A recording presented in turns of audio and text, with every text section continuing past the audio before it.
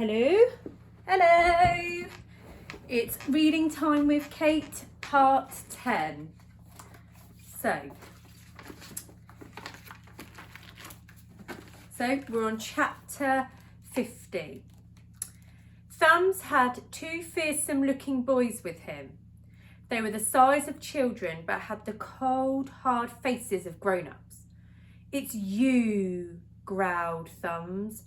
"Yes, it is me," replied Frank. "Well, I would love to stop for a natter, but we must be going. Come along, Auntie Flip."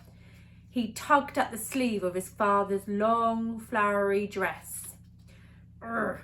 The two boys growled at Frank and this unusual-looking woman and blocked their path. Sweat steamed up Dad's glasses. He was clearly nervous. Would Thumbs recognise him? "If you'll excuse us, please," said Frank. "Will Bear," said Thumbs. "Yeah, Uncle Thumbs," they replied in unison. "This is the boy I was telling you about, the one whose racing track you've got." Frank's face dropped. This horrible pair had his favourite toy in the world. "Oh, well, it's nice to know it went to a good home," lied Frank. "Now, we smashed it up," said Will with a smirk. "Then we ate it," added Bear. "I hope it doesn't make you ill," replied Frank in a tone that suggested that was exactly what he wanted.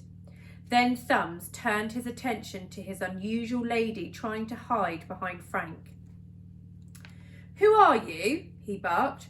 "Oh, this is my dad's aunt," leapt in Frank. "Auntie Flip. You met her in court at my dad's trial, remember?" The man mountain peered down at the lady. "You look different." "That was a few weeks ago. I am very slightly older," chirped Dad, putting on his best Auntie Flip voice. "We must have all your boys over for a play date soon," said Frank. And Thumbs. "Thank you so much for not sticking your thumbs in my ears this time. Now come along, Auntie Flip, we have to go right now." The pair edged round the gang. "Something's not right with that woman," growled Thumbs. "She's nearly as ugly as our mum," said Will. "No one's that ugly," added Bear. Frank and his father didn't look back. They hurried down the corridor as fast as they could, Dad's wooden legs slowing him down. "You didn't have a limp last time," called Thumbs. "Run!" hissed Frank.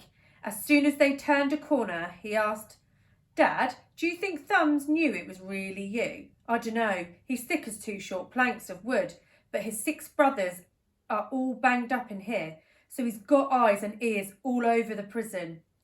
Auntie Flip better watch out." Thumbs' brothers were, so this is a brother called Spider. A tattoo of a spider's web covered his face. Somehow it must have seemed like a good idea at the time. Then there's Gorilla. Gorilla never bathed and smelled like an ape. His pong was enough to knock a grown man out from a distance of 100 metres.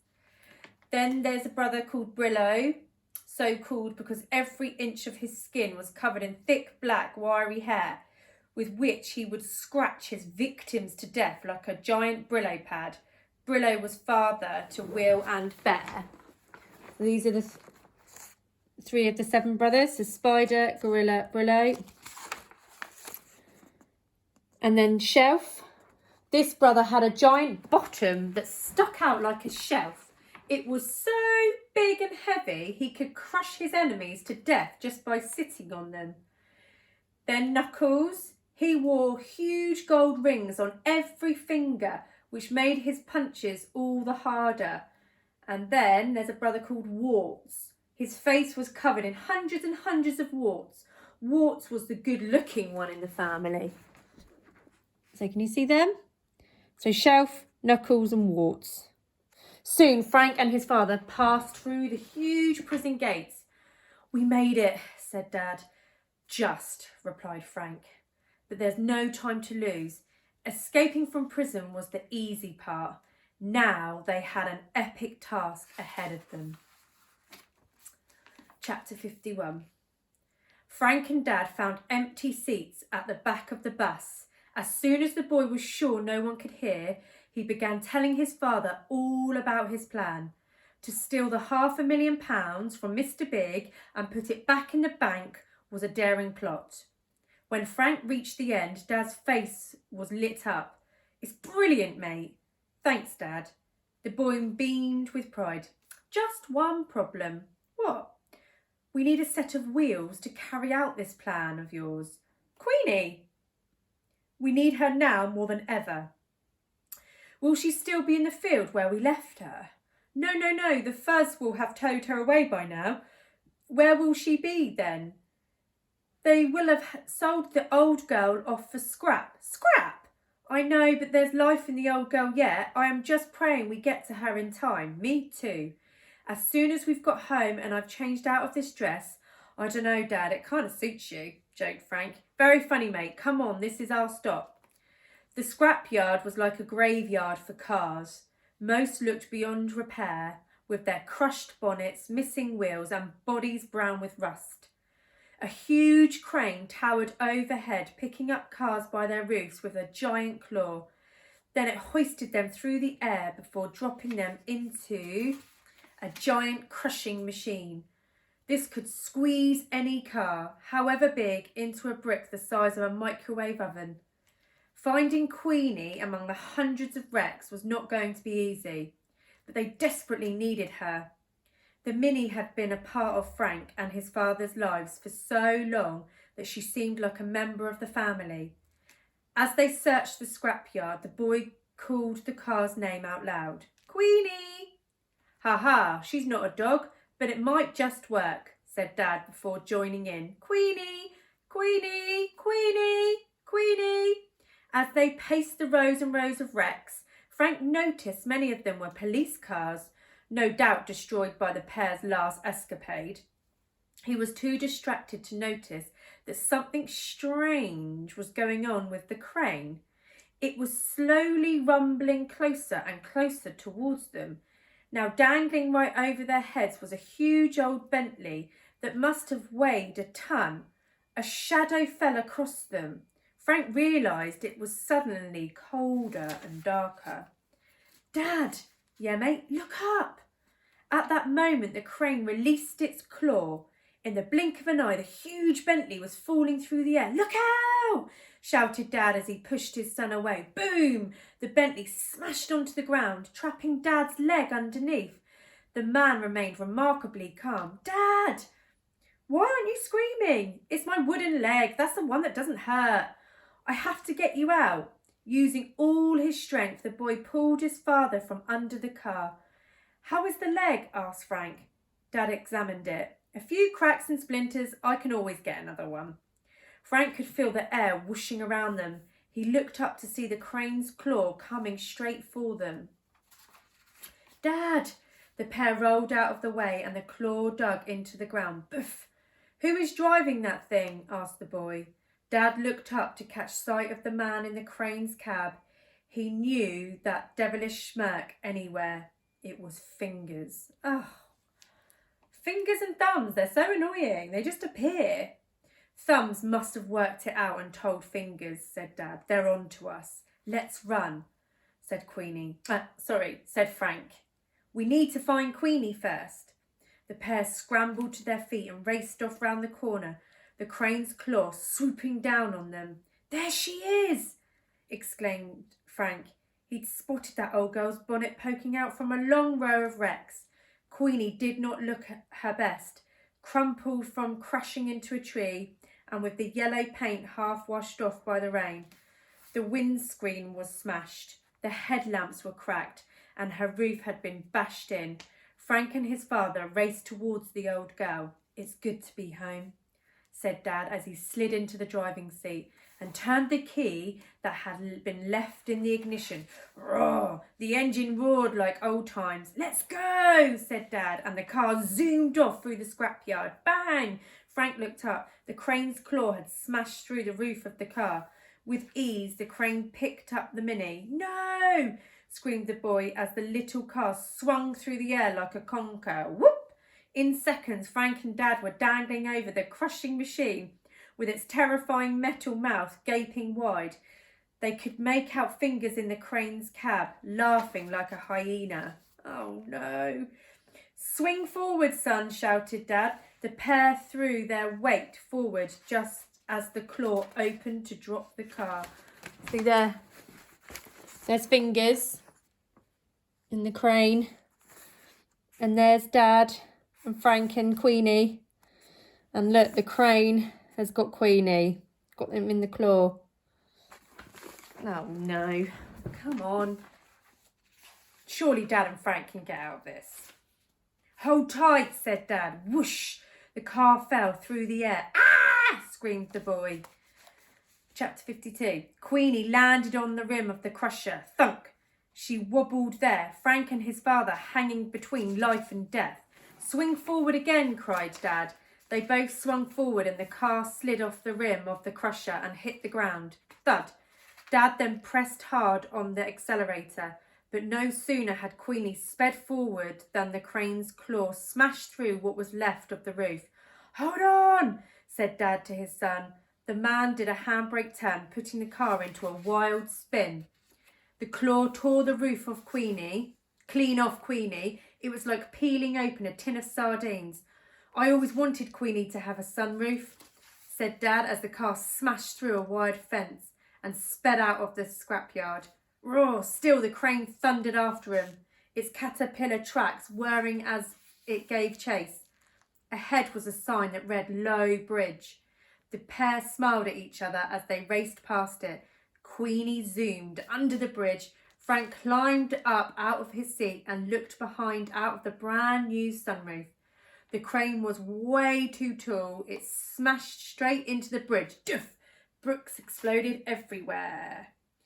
Like a staggering Tyrannosaurus Rex, the crane ground to a halt. Bash! Oh, yes! So there they are. Frank and Dad are in Queenie. They've gone under the tunnel. And look, the crane can't get through. Yes! In the distance, Frank could see fingers leap out of the cab, kick the ailing crane with his foot and then wince at the pain. First stop, Mr. Biggs, shouted the boy over the roar of the Mini's engine. Chapter 53. The pair of the bank robbers hid Queenie in a hedgerow before making the final part of the journey to Mr. Biggs' country house on foot. It was late now, and all they could hear were their own footsteps echoing on the wet road. Frank felt frightened but didn't want to admit it. Let me hold your hand, Dad. I just don't want you to trip over, he lied. Thanks, mate, replied the man, looking scared too. Pilfer House was surrounded by a huge stone wall. Please, can I borrow your leg? Asked the boy. I will need it back. Yeah, of course, Dad. As soon as the man had taken off his wooden leg, Frank turned it upside down and used the foot as a hook on the stone wall. Next, he hoisted himself up. Once he was standing on top of the wall, Frank lowered the leg to pull his father up. Both then leaped into the grand garden below. From that safe distance, Frank studied the house. If I remember right, Big's study must be that room with the huge window there. Follow me, said the boy with confidence. Just one thing, mate. Yes, Dad? Please, can I have my leg back? Oops, said the boy. As soon as Dad had reattached it, they were on their way. It came as no surprise to discover that all the windows and doors to Pilfer House were locked. Mr. Big had become rich by stealing from others, but no one would be allowed to steal from him. Locked, locked, locked, cursed Dad. Maybe I could borrow your leg again. What for this time? To break a window, suggested the boy. That will wake everyone up, mate. Frank thought for a moment.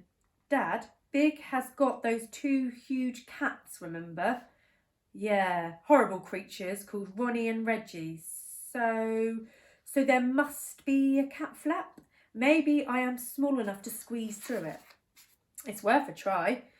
Round the back of the house, Frank found the small hatch at the bottom of the kitchen door. I'm not sure about this, mate, said Dad.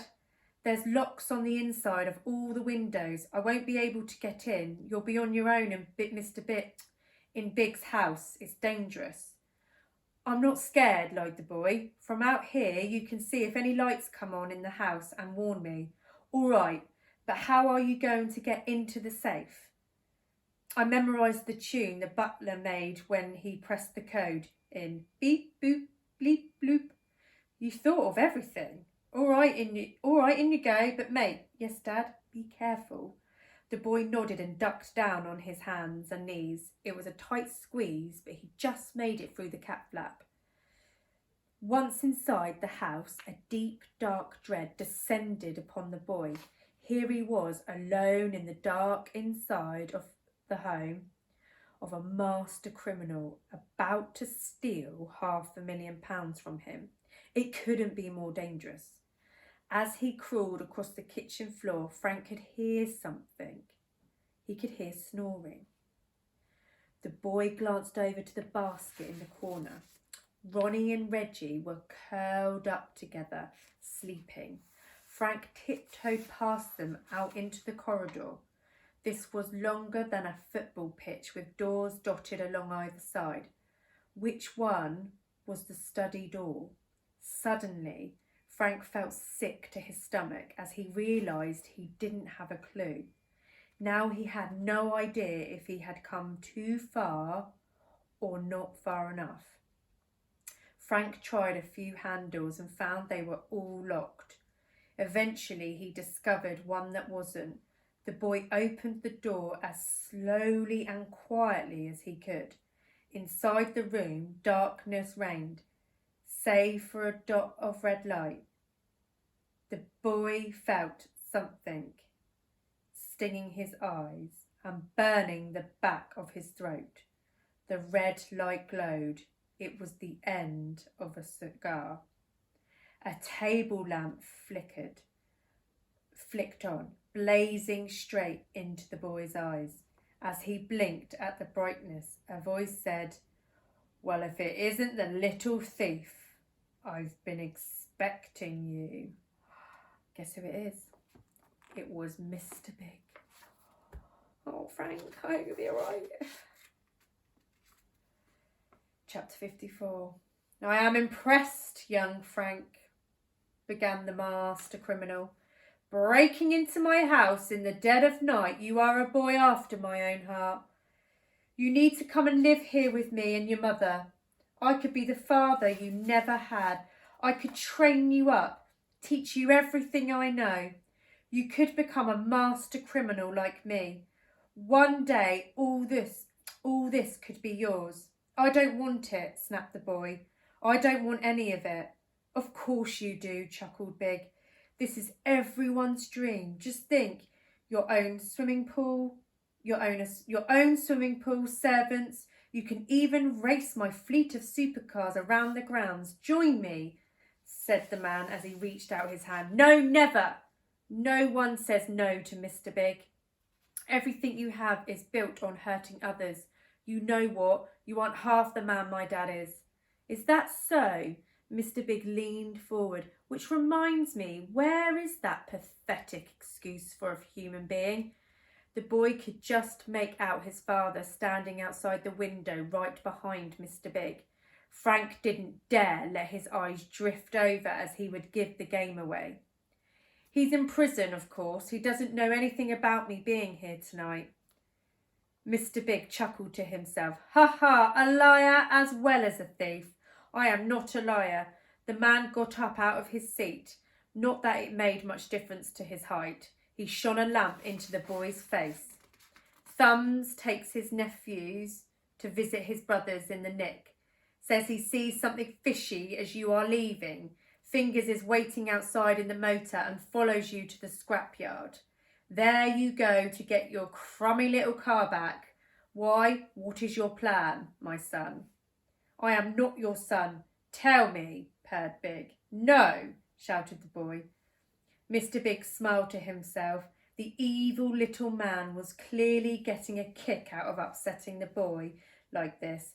"Come on, Daddy needs to know what his little thief is up to now." "You are not and never will be my daddy, and I am not a thief, exclaimed the boy, his eyes stinging with tears. If you must know, I am going to steal the money and put it back in the bank. Mr. Big hooted with laughter. Ha, ha, ha! We got there, finally. Darn, said Frank. He'd given his master plan away. In all my years, I've never heard anything so stupid. I'm not sure you're all there, said the man, prodding the boy's head with his short, stubby fingers. You're not working alone, though, are you, boy? For the first time, where is that one-legged father of yours?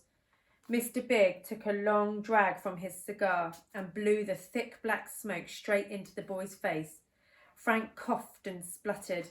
Out of the corner of his eye, he could see his father was taking off his wooden leg. I told you, I don't know, replied Frank. Mr. Big shook his head slowly. He took the cigar out of his mouth and held the red-hot glowing end close to the boy's nose. I've been nice. Now it's time to get nasty. Slowly he moved the cigar closer and closer. Frank couldn't help it. His eyes flickered over to Dad. Mr. Big turned round to see the man hopping around outside the window. Above his head, he was brandishing his wooden leg. What the? Exclaimed Mr. Big. We're on chapter 55. I'm just going to check the time. Okay, we'll do this chapter and then we'll stop for this week. Before Mr. Big could utter another word, Dad's false leg crashed down through the window. Smash! And the wooden foot bashed Mr. Big hard on the head. Bonk! The crime boss collapsed to the floor, out cold. Thud!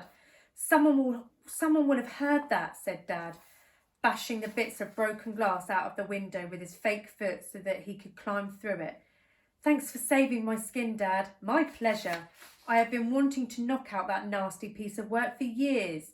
Dad looked down at the little man sprawled on his silk rug. Now come on, mate, we don't have much time. I'll be as quick as I can. The boy rushed to the oil painting of Mr. Big hanging on the wall. He pulled it to one side to reveal the electronic keypad to the safe. Beep, boop, bleep, bloop, he said to himself, remembering the noise the buttons made when he'd seen it opened. He pressed a few of the numbers as if they were piano keys, trying to hear the right notes. Boop, bleep. He needed to remember which number made what sound. Bloop, boop. As he felt he was getting closer, the door to the study creaked open. Chang, the elderly butler, entered wearing only a pair of skimpy black underpants. He circled Dad and Frank, chanting something in Mandarin with his arms outstretched, as if about to do kung fu. Chang took a few steps backwards to get a run-up and then jumped. The old man flew through the air with his arms and legs flung out. Frank ducked out of the way. Dad helpfully opened a window and Chang flew right through it, whoosh, landing on the piano outside with a thud. Frank and his father peered out of the open window at the butler lying face down on the ground. He knocked himself out, said Dad. The skimpy black underpants had ridden up and now Chang's wrinkly old bottom was pointing in their direction. He needs to buy himself some pyjamas, muttered Frank, before going back to work on the safe. Beep, boop, bleep, bloop, click. He cracked the code. The safe door whirled open. Yes, exclaimed the boy. Father and son stared into the safe. For a moment, neither said a word. There was more money in that little metal box than they could have ever dreamed of. There was far too much to count, but it was in the millions, if not tens of millions. Why don't we just take the lot, asked Dad. We could run away, buy a yacht, sail around the world forever. The thought was tempting. The money looked like the answer to everything. I don't know, Dad, replied the boy. If we took the lot, we'd be as bad as Mr. Big down there. As bad. I think I just said bag. We'd be as bad as Big down there. Let's take what was robbed from the bank and not a penny more. The boys started counting the bundles and putting them in the bin liner they'd brought. Dad shook his head in disbelief and pleaded with his son. Can't we just take a tiny bit more for us? What kind of dad do you want to be? A good dad or a bad dad? The man pondered this for a moment. Is that something in the middle? No, a good dad then. I knew it, said the boy. You go ahead and check the coast is clear. Frank did as he was told and poked his head out of the broken window. Dad, what? Said the man. Come and see. Dad joined him at the window. Outside on the patio was a figure framed in the broken glass. It was Mum, and she was holding a gun. Oh, what's going to go on there? Right, we're nearly, not far, until the end, and then we'll find out what happens. Right, we'll leave it there. So Reading Time with Kate, part 10 has finished for this week. And take care, and I'll see you next week. Okay, bye.